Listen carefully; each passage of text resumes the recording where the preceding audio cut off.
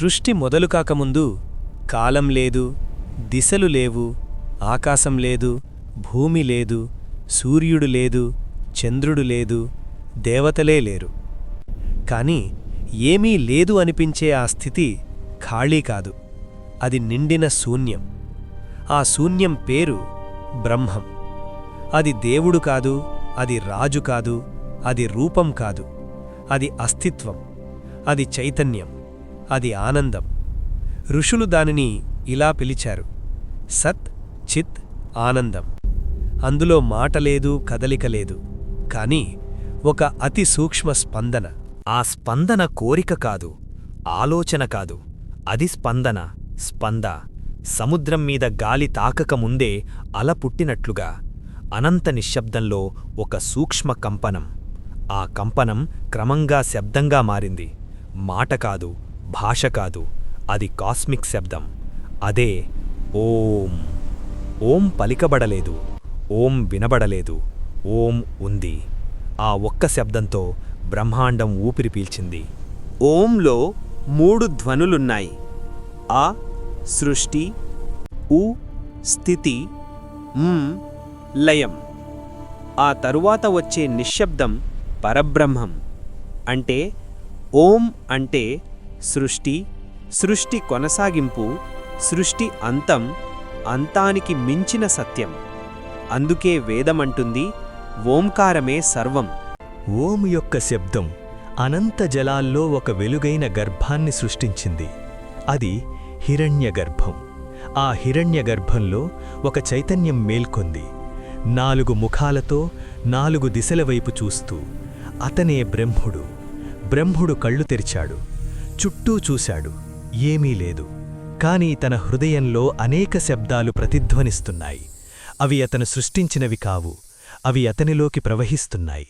బ్రహ్ముడు లోతైన ధ్యానంలో కూర్చున్నాడు.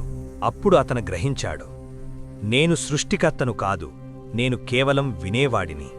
ఆ శబ్దాలు 4 ధారలుగా విడిపోయాయి, 4 దిశలుగా ప్రవహించాయి.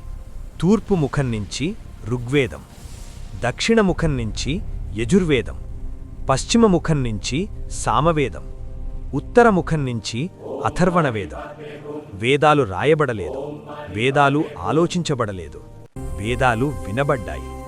అందుకే వాటిని పిలిచారు శృతి. ఋగ్వేదం ప్రకృతి శక్తుల మహిమ.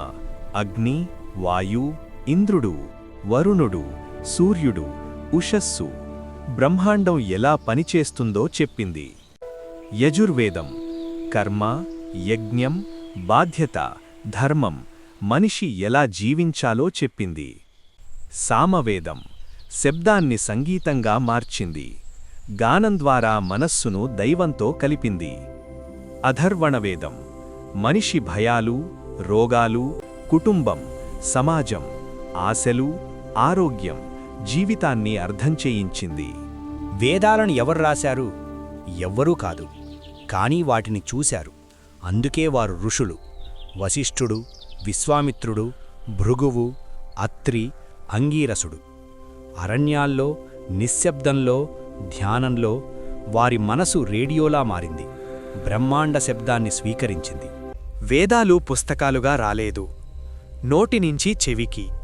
తప్పు ఉచ్చారణ అయితే తిరిగి పలికించేవారు. ఒక అక్షరం మారకూడదు, ఎందుకంటే శబ్దమే శక్తి. అలా వేల సంవత్సరాలు వేదాలు జీవించాయి. వేదాలు మతం కాదు, వేదాలు భయం కాదు. వేదాలు చెబుతాయి, సత్యంగా జీవించు, ప్రకృతిని గౌరవించు, ధర్మాన్ని అనుసరించు, నీ లోపల దేవుణ్ణి చూడు. వేదాలు ఒకరోజు పుట్టి ఆగిపోలేదు. ప్రతిసారి ఒక మనిషి నిశ్శబ్దంలో సత్యాన్ని అనుభవించినప్పుడు వేదాలు మళ్లీ పుడుతున్నాయి. వేదాలు పుస్తకం కాదు, వేదాలు శబ్దం, వేదాలు శ్వాస, వేదాలు సృష్టి హృదయ స్పందన.